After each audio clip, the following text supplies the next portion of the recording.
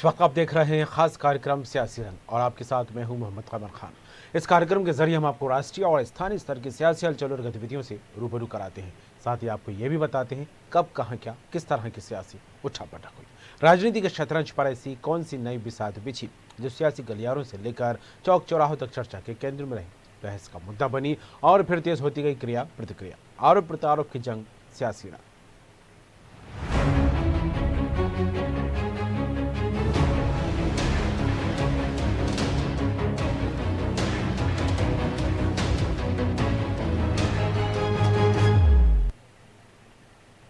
घरेलू gas cylinder के दामों में हो रही वृद्धि को लेकर बीजेपी सरकार कांग्रेस के निशाने पर है। महंगाई के खिलाफ कांग्रेस ने मोर्चा खोल दिया है और प्रदर्शनों की राह पर चल पड़ी है। बढ़े हुए गैस सिलेंडर के दामों के विरोध में महिला कांग्रेस ने रोशनपुरा चौराहे पर प्रदर्शन किया और सिलेंडर की अर्थी भी निकाली। इस दौरान महिला कांग्रेस ने सरकार के खिलाफ जमकर नारेबाजी की। कांग्रेस का कहना है अगर इसी तरह घरेलू गैस के दाम बढ़ते रहे तो लोगों को चूल्हे पर खाना बनाना होगा। सरकार को सिलेंडर पर टैक्स कम कर महंगाई से राहत देनी चाहिए। जिस तरह से दिन रात गैस सिलेंडरों की कीमत बढ़ी हुई है, एक आम गृहिणी का अपना किचन, रसोई का किचन जो है उसका गड़बड़ा गया है। हम मांग करते हैं कि जो गैस सिलेंडर पर आए दिन पर बढ़ती जा रही है महंगाई की मार, उसको कम किया जाए, अन्यथा ये महिलाएं सड़कों पर आकर आने वाले समय में उग्र आंदोलन करेंगी।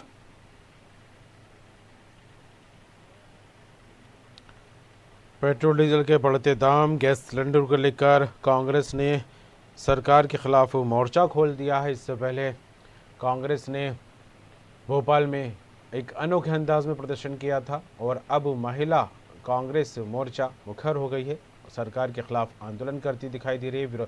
महंगाई का विरोध यहाँ पर किया जा रहा है और ख़ास बात यहाँ पर यह रही कि इस प्रदर्शन में कि महिला मोर्चा ने सिलेंडर की अर्थी निकाली है। और इस खबर पर बात करेंगे सनी मालवी हमारे साथ जुड़ गए हैं, भोपाल संवाददाता। सनी, महंगाई के विरोध में लगातार कांग्रेस अपनी आवाज़ बुलंद करती दिखाई दे रही है और आज महिला कांग्रेस को लेकर बात की जाए तो एक बड़ा प्रदर्शन भोपाल में होता दिखाई दिया, सिलेंडर की अर्थी निकाली गई। क्या कुछ सियासी रंग देखने को मिला सनी?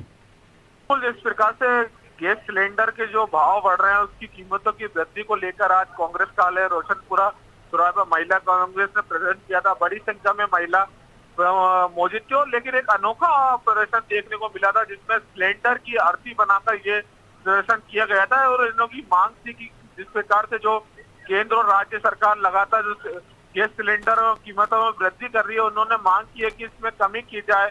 जो महिलाएं रसोई गैस चलाती हैं, घर चलाती है, उनका जीवन यापन करना मुश्किल हो रहा है और लगातार कांग्रेस अब राज्य सरकार को घेरने की पूरी तैयारी कर रही है और लगातार रोज ना रोज डेली कोई ना कोई प्रदर्शन कर रही है। और उसके एक दिन पहले ही पूर्व मंत्री पीसी शर्मा के नेतृत्व में एक पेट्रोल पंप के बाहर डीजल पेट्रोल की कीमतों की वृद्धि को लेकर एक प्रदर्शन किया गया था, जिसमें उन्होंने पेट्रोल पंप का नाम मोदी वसूली केंद्र रखा गया था। मोदी वसूली केंद्र इसलिए लगाया गया था, लेकिन लगातार जो पेट्रोल डीजल के दाम लगातार प्रतिदिन बढ़ रहा है। 100 से पार शतक मार दी गई है पेट्रोल के डीजल पे। 97 लीटर नॉर्मल पेट्रोल डीजल हो गया। इसको लेकर आज कांग्रेस कार्यालय में प्रदर्शन किया गया था। जी चलिए, जुड़ने के लिए तमाम बात के लिए आपका शुक्रिया सनी।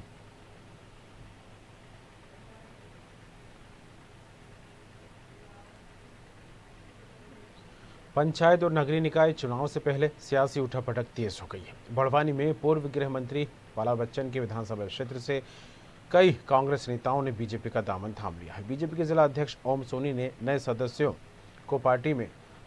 का पार्टी में स्वागत किया है। कहा जा रहा है कि कांग्रेस जिला अध्यक्ष से परेशान होकर नेताओं ने कांग्रेस का हाथ छोड़कर बीजेपी का कमल थाम लिया है। इस मौके पर बीजेपी नेता अजय यादव, अंतर पटेल और मंडल अध्यक्ष जितेंद्र यादव भी मौजूद रहे।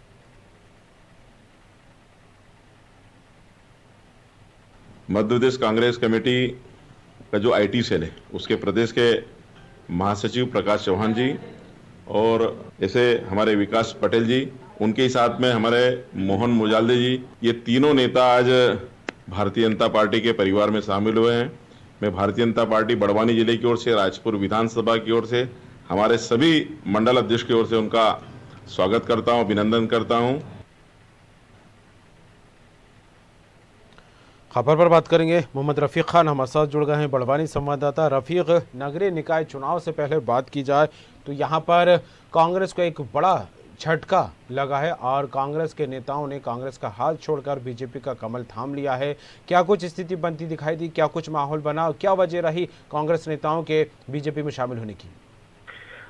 कमल जी, बताना चाहूंगा, इससे पहले अपने न्यूज डॉट पे खबर चली थी कुछ समय पहले, किसान के आंदोलन में कांग्रेस ने बढ़ चढ़ के हिस्सा लिया था, चक्का जाम किया था जी। उसके फलस्वरूप देखा गया था कि वहां पे जो कांग्रेस के जिला अध्यक्ष है दरबार जी, उन्होंने 2 गुटों में बांट करके कांग्रेस के कुछ नेताओं को कहा था कि ये हमारे हेलो जी जी, आवाज मिल रही, बात जारी रखिए जी। उन्होंने ये कहा था कि हमारे कांग्रेसी नेता नहीं है और इन पे एफआईआर होना चाहिए, हमसे अलग हटके काम कर रहे हैं। वहां पे 2 गुटों में उसी वक्त जिले में कांग्रेस बढ़ चुकी थी। बट भूतपूर्व बाला बच्चन जी से बोला गया था, पूछा गया था सवाल कि क्या कांग्रेस 2 गुटों में बढ़ चुकी है? तो बोले नहीं, ये हमारा अंदरूनी परिवार है। तो अमूमन कांग्रेस में ये होता आया है कि जब कोई भी विवाद होता है और बड़े नेता ये कहकर छूट जाते हैं कि हमारा आपसी घर का विवाद है। जी बिल्कुल, आपसी घर का विवाद, बार बार यही कहा जाता है कांग्रेस की तरफ से रफीक। लेकिन जिस तरह से कांग्रेस का दामन छोड़ा है इन नेताओं ने, तो ऐसे में आला कमान का क्या रुख देखने को मिल रहा है? क्योंकि जिस तरह से नाराजगी की खबरें भी निकलकर सामने आ रही हैं, क्योंकि कहा जा रहा है कि जिला अध्यक्ष से काफी परेशान थे ये नेता। ये बताना चाहूंगा कि आला जो है कांग्रेसी, वो भी कहीं न कहीं इस स्थिति को देख करके चुप्पी साधे हुए हैं और कहीं न कहीं इस बातों पे लिपापोती उनके साफ नजर आती है। कुछ भी सवाल जवाब करते हैं। पूर्व जो गृह मंत्री रहे बाला बच्चन जी, उनसे भी कोई सवाल पूछे गए थे, न्यूज वर्ड की ओर से भी पूछे गए थे, तो उन्होंने सिर्फ उसको पे लिपापोती करी, स्पष्ट कोई भी सवाल या उसका जवाब कहीं मिला नहीं है। जी, तमाम बात के लिए आपका धन्यवाद रफीक।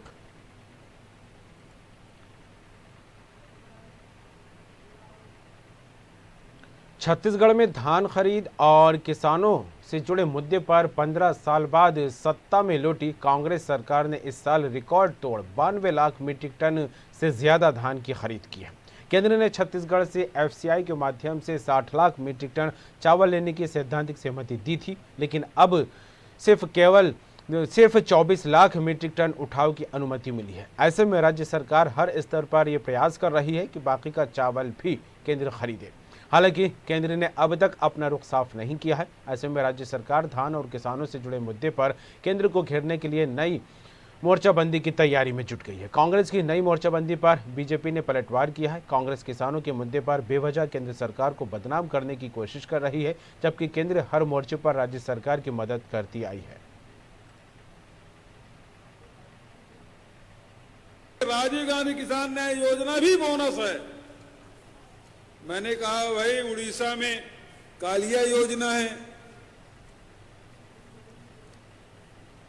आंध्र प्रदेश और तेलंगाना में रायतू योजना है। भारत सरकार खुद भी प्रधानमंत्री किसान सम्मान निधि दे रहे हैं, हालांकि वो 500 रुपया महीना है, लेकिन दे तो रही है। हम 10,000 रुपया एकड़ दे रहे हैं, वो 500 रुपये प्रति किसान दे रहे हैं, प्रति महीना 6,000 रुपया साल भर का। क्या बना देंगे, कैसा करेंगे, ये तो मुख्यमंत्री जी के बयान को हम लोग देख रहे थे। सवाल इस बात का है कि इस सारे विषयों को लेकर केंद्र सरकार में केवल जाकर फूड मिनिस्टर के पास जाकर छत्तीसगढ़ की स्थिति के बारे में व्यापक रूप से चर्चा करें, बातचीत करें, छत्तीसगढ़ की स्थिति के बारे में बताएं। अब ये कैबिनेट का विषय नहीं है, लेकिन छत्तीसगढ़ सरकार का ये सबसे बड़ा हमारा छत्तीसगढ़ के किसानों के लिए महापर्व था। हम 92 लाख मीट्रिक टन धान की खरीदी किए हैं। केंद्र सरकार ने 60 लाख मीट्रिक टन चावल की पहले सहमति दी थी। अब राजनीतिक कारणों से छत्तीसगढ़ के किसानों की उपेक्षा करके 24 लाख मीट्रिक टन से केंद्र सरकार बढ़ नहीं रही है। तो आखिर हमारा धान प्राइमरी सोसाइटी में कब तक रहेगा? ये पहले ये बताएं कि 28 मीट्रिक टन चावल पिछले बार इनको ऑर्डर दिया गया था, 20 सितंबर तक इनको जमा करनी थी, क्यों जमा नहीं कर पाए? इस प्रश्न का जवाब मैं चाहता हूं खाद्य मंत्री से, और खाद्य मंत्री इसको स्पष्ट करे छत्तीसगढ़ के जनता के सामने। खबर पर बात करेंगे नितिन चौबे हमारे साथ जुड़ गए हैं छत्तीसगढ़ स्टेट हेड। नितिन, धान खरीद जब से शुरू हुई है छत्तीसगढ़ में सियासी और बयानबाजी का सिलसिला लगातार जारी है और ऐसे में केंद्र और राज्य सरकार के बीच तकरार को लेकर कई खबरें भी निकलकर सामने आती हैं। लेकिन जिस तरह से ये बात भी किसी से छिपी नहीं है कि छत्तीसगढ़ सरकार ने इस बार रिकॉर्ड तोड़ धान खरीदी है, लेकिन FCI पर केंद्र और राज्य सरकार के बीच सहमति बनती फिलहाल दिखाई नहीं दे रही और लगातार तकरार की खबरें सामने आ रही हैं। किस तरह देखें इस पूरे सियासी घमासान को? जी, निश्चित तौर पे कमर, ये बिल्कुल बोलना गलत नहीं होगा कि छत्तीसगढ़ में सत्ता बनी है तब से धान को लेकर सियासत जारी हुई है। चाहे वो छत्ता किसानों को बोनस देने से लेकर उनका ऋण माफी तक का हो। आज सिलसिला ये हो गया कि धान खरीदी को खत्म हुए 15 दिन हो चुके हैं, लेकिन उसके बावजूद राजनीति जो है इस पे रस्साकशी केंद्र और राज्य की खत्म नहीं होती दिखाई देती। साफ तौर पे देखा जाए तो मुख्यमंत्री ने आसाम की एक चुनावी सभा में यहाँ छत्तीसगढ़ की राजीव गांधी किसान न्याय योजना का हवाला देते हुए यह भी कह डाला कि जो 60 लाख मैट्रिक टन का पहले वादा किया था किसानों ने, जो केंद्र ने, उसको धीरे धीरे धान खरीदी हुए तक 40 लाख मैट्रिक टन पे अधिकारी मैट्रिक टन ही खरीद रही है केंद्र। तो सेंट्रल पूल में जो खरीदी नहीं हो रही उसके चलते FCI में का मंडियों से धान का उठाव नहीं हो रहा है और बरसात का सीजन कहीं ना कहीं बारिश के मौसम और चक्रवात का मौसम बना हुआ है, इसके लिए धान खराब भी हो सकती है। हम इसको लेकर कई बार एक दौर की बातचीत कर चुके हैं, प्रधानमंत्री से भी समय मांगा है, फूड मिनिस्टर से भी समय मांगा है और अगर उसके बाद वो नहीं मानते हैं तो हम जनता के पास जाएंगे और सिंधु वाटर जैसा माहौल बना देंगे। साफ साफ कर मुख्यमंत्री ने चेतावनी दे डाली केंद्र सरकार को। इसके बाद से लगातार छत्तीसगढ़ में राजनीतिक गलियारों में सरगर्मी जारी हो गई है। पूर्व मुख्यमंत्री रमन सिंह ने इसी बात पर कटाक्ष करते हुए कहा कि इस तरह की धमकियों से काम नहीं चलता है। केंद्र में मुख्यमंत्री जाए, छत्तीसगढ़ से संबंधित समस्याओं को रखे, अपनी आर्थिक स्थिति का ब्यौरा बताएं और केंद्रीय मंत्रियों से और केंद्र से बात कर इस बातचीत का समाधान निकालें। इस बात से ही समाधान होगा।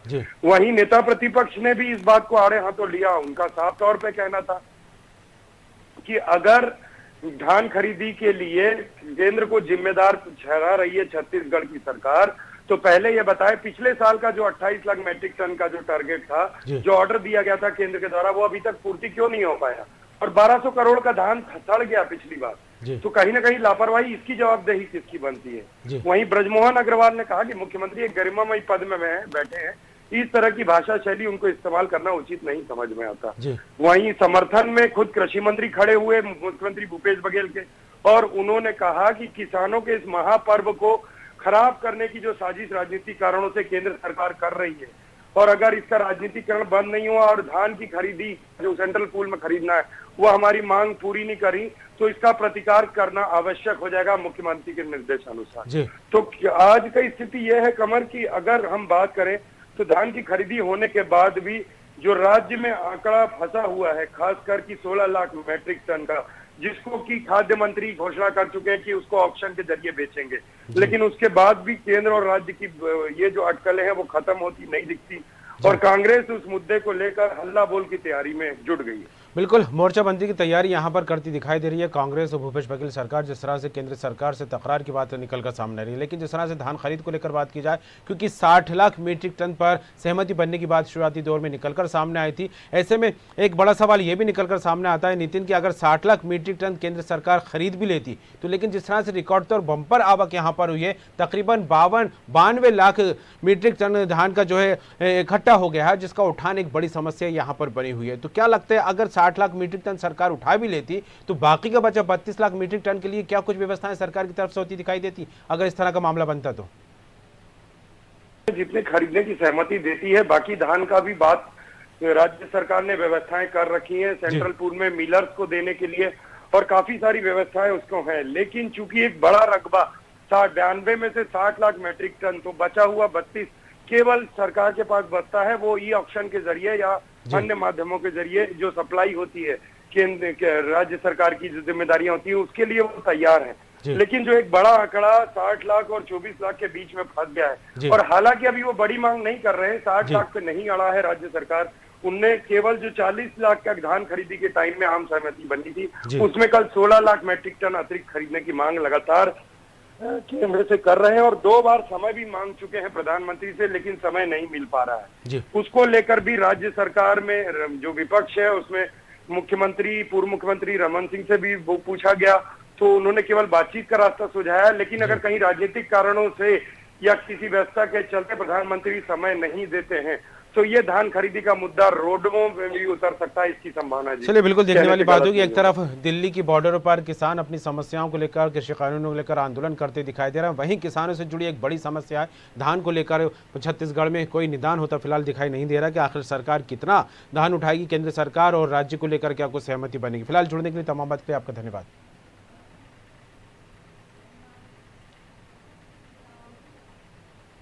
छत्तीसगढ़ में महिलाओं पर हो रहे अत्याचार को लेकर भाजपा महिला मोर्चा मुखर हो गई है। बढ़ते महिला अपराधों के खिलाफ 20 फरवरी को धरना प्रदर्शन करने की तैयारी में है।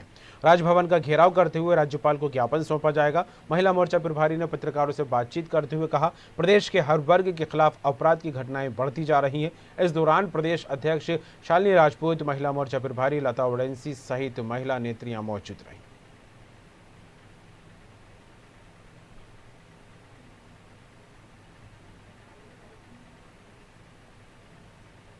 कि 20 तारीख को जो हमारा कार्यक्रम है भारतीय जनता पार्टी महिला मोर्चा के द्वारा, प्रदेश में अनाचार की संख्या निरंतर बढ़ रही है। सरकार की असंवेदनहीनता के कारण विशेष करके हमारे पिछड़े जो क्षेत्र हैं, अनुसूचित जनजाति इलाके हैं, इनमें घटनाओं का बढ़ना सरकार की असंवेदनहीनता को बता रहा है।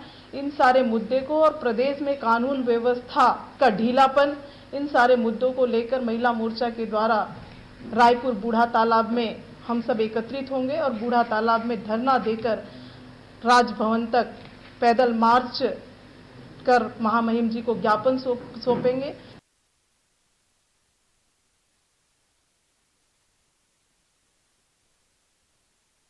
सत्र में राज्यपाल के अभिभाषण से पहले ही समाजवादी पार्टी के विधायक और विधान परिषद सदस्यों ने जमकर हंगामा किया। विधान भवन में धरने पर बैठे पार्टी के नेताओं ने किसानों की समस्याओं के साथ महंगाई और कृषि कानूनों के खिलाफ प्रदर्शन किया। इस दौरान विधानसभा मार्ग पर यातायात को रोक दिया गया और किसी भी प्रकार के वाहन को इस मार्ग पर चलने की अनुमति नहीं दी गई।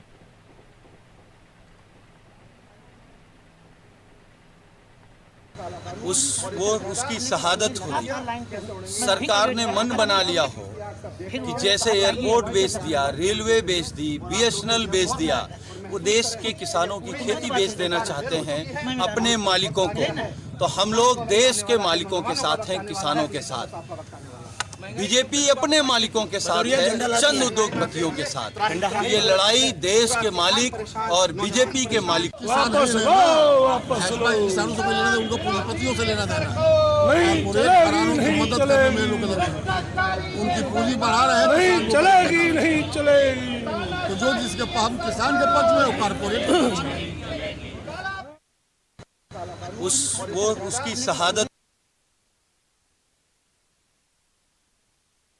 लखनऊ संवाददाता इस खबर पर बात करेंगे। राजू, जिस तरह से विधानसभा सत्र को लेकर बात की जाए, हालांकि उम्मीद तो ये पहले ही जताई जा रही थी कि जो सत्र शुरू होगा तो काफ़ी हंगामेदार होगा, लेकिन हंगामा अंदर कार्यवाही के दौरान सदन के में बाद में देखने को मिलता है। लेकिन उससे पहले जिस तरह से समाजवादी पार्टी ने योगी सरकार के खिलाफ मोर्चा खोल दिया है, केंद्र की मोदी सरकार के खिलाफ मोर्चा खोल दिया और जिस तरह से मुद्दे को उठाने की कोशिश की वो है 3 कृषि कानून और किसानों से जुड़ी समस्याओं को लेकर। क्या कुछ तस्वीरें नजर आई, क्या कुछ माहौल बनता दिखाई दिया, किस तरह का सियासी रंग सामने आया? कमल खान, सबसे पहले बात तो है उत्तर प्रदेश की राजनीति की जिस तरीके से देखा जाए, बराबर हमारी आपकी और अपने जिस तरीके से व्यूअर को हम दिखाते हैं, कहीं ना कहीं यहाँ पर जो देखा जाए देखने को मिलता है। तो वही अगर बात करें आज की यूपी में बजट सत्र आज से शुरू हो गया है। सत्र में पहले दिन ही राज्यपाल आनंदीबेन पटेल ने दोनों सदनों को संयुक्त रूप से संबोधित किया। इस दौरान सपा कार्यकर्ताओं ने किसानों की समस्याओं को लेकर, महंगाई और पेट्रोल डीजल के बढ़ते दामों को लेकर जबरदस्त हंगामा किया और नारेबाजी की। राज्यपाल आनंदीबेन अभिभाषण पढ़ती रही और सफाई हंगामा करते हुए अभिभाषण के बाद विधानसभा की कार्रवाई शुक्रवार 11 बजे तक स्थगित कर दी गई, क्योंकि आज जिस तरीके से सदन चालू हुआ और जिस तरीके से देखा जाए 11 बजे इसकी स्थगित कर दी जाती है। लेकिन राज्यपाल ने अपने अभिभाषण में राम मंदिर का जिक्र किया। तो सदन में मौजूद भाजपाइयों ने जिस तरीके से देखा जाए भेजे थपथपा कर जो मेजे हैं वो थपथपा कर इसका स्वागत किया है। और उन्होंने जिस तरीके देखा जाए राम मंदिर शिलान्यास के लिए न्यायपालिका और प्रधानमंत्री नरेंद्र मोदी का आभार भी जताया। उन्होंने कहा कि प्रधानमंत्री नरेंद्र मोदी ने साधु संतों की उपस्थिति में अयोध्या के श्री राम मंदिर पर भव्य राम मंदिर का शिलान्यास भी किया। लेकिन कमर यहाँ पर अगर बात करें प्रधानमंत्री जी को, प्रधानमंत्री और देश की न्यायपालिका की आभारी हूँ जो बात करें आनंदीबेन पटेल का कहना था। लेकिन यहाँ पर जिस तरीके से देखा जाए मुझे खुशी हो रही है कि इस साल गणतंत्र दिवस के अवसर पर अयोध्या की झांकी को पहला स्थान दिया गया है। क्योंकि उत्तर प्रदेश में देखा जाए जिस तरीके 26 जनवरी जो गणतंत्र दिवस है उसमें अयोध्या को लेकर एक झांकी बनाई गई थी जिसको पहला स्थान दिया गया। सूचना विभाग की बात करें, मुख्यमंत्री की तरफ से बात करें, लेकिन अयोध्या में 3 दिवसीय और वाराणसी में जो दीपावली के अवसर पर भव्य दीपोत्सव का आयोजन भी किया गया है।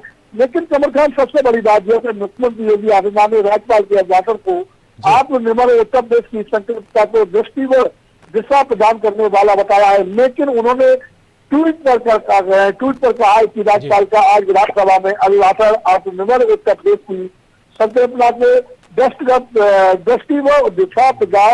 दिशा प्रदान करने वाला है। इस राज्यपाल जी ने अपेक्षाओं को पूर्ण करते हेतु प्रतिबद्ध और उन्होंने मार्गदर्शन करने के लिए राज्यपाल का आभार भी जताया।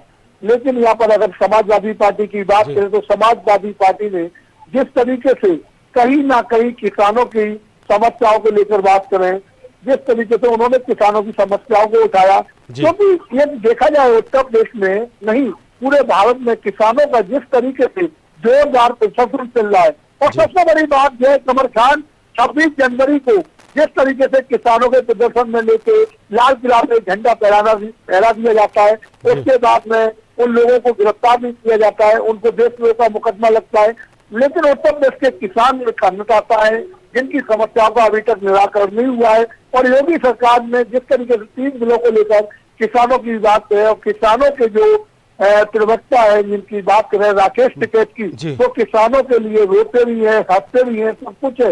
उसके बाद योगी सरकार जिस तरीके से देखा जाए गाजियाबाद में जिस तरीके से धरना प्रदर्शन चल रहा था, बात करें वहीं दिल्ली में जिस तरीके से बात करें वहाँ धरना प्रदर्शन को लेकर किसान रो रहे थे, वहीं राकेश टिकैत ने रो के अपना दर्द दिखाया। तो वहीं केजरीवाल की सरकार पानी के टैंकर लेके आई। बिल्कुल राजू, देखने वाली बात होगी जिस तरह से पूरे देश में देखा जाए इन दिनों जो सबसे बड़ा सियासत का मुद्दा बना हुआ वह है कृषि कानून और किसानों से जुड़ी समस्याएं, और इसी का असर अब उत्तर प्रदेश में भी देखने लगा क्योंकि विपक्षी दल लगातार मोर्चा खोलता दिखाई दे रहा है, चाहे केंद्र सरकार की बात हो या उत्तर प्रदेश की योगी सरकार को लेकर बात हो। लेकिन फिलहाल देखने वाली बात होगी जिस तरह से किसानों के मुद्दों को लेकर लगातार विपक्षी सियासी रंग उड़ाते दिखाई दे रहे हैं। आगामी दिनों में यही मुद्दा क्या कुछ सियासत का रंग दिखाता है। जुड़ने के लिए तमाम बात के लिए आपका शुक्रिया।